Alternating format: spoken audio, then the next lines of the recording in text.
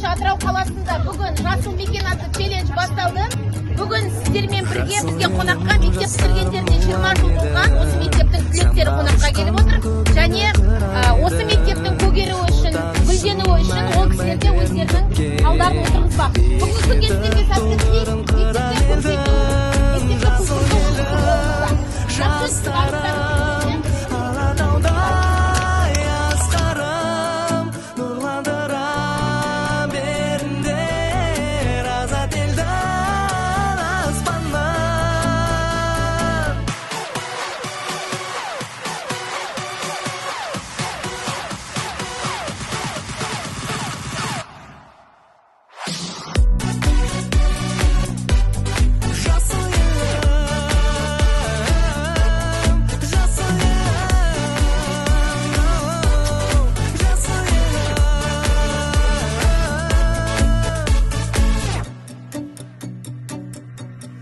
Туған елім көркеңе ғашық едім, жер бетінің жанады асыл едім.